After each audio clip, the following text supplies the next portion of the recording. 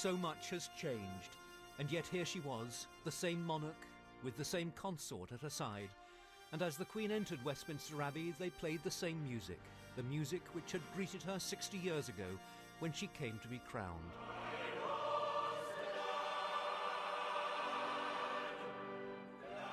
On the high altar was St. Edward's crown, the coronation crown, not seen at Westminster Abbey since that day in June 1953, when a queen who was then 27 was acclaimed by a nation still recovering from a world war.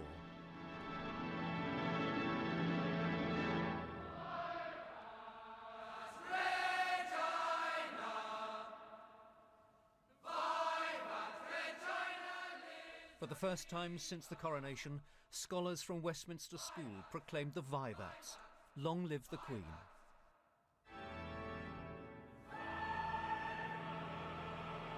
Today's generation of royals watched and listened as a day of great spiritual significance to the Queen was recalled.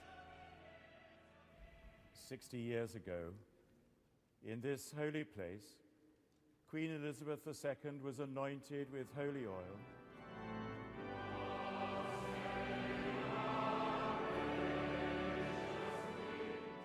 The coronation wasn't the moment she became queen.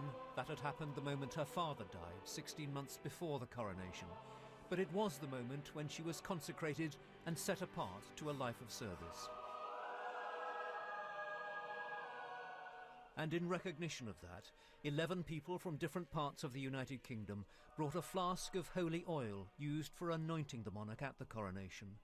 They ranged in age from 6 to nearly 90. Among them were 2 schoolchildren, a nurse, a teacher, a lollipop lady and a judge. The flask was placed on the altar alongside the crown. The Archbishop of Canterbury, Justin Welby, recalled how on Coronation Day before her crowning, the young Queen had knelt in prayer.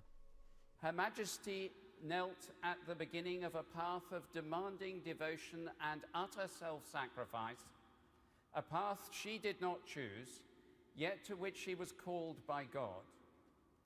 Today we celebrate 60 years since that moment, 60 years of commitment.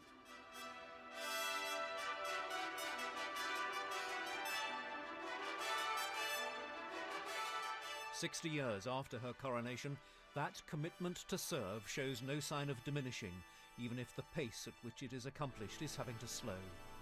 The Queen left the place of her coronation, followed by her eldest son Charles, who was followed by his eldest son William and his wife Catherine, who within a matter of weeks will give birth to the next in the line of succession.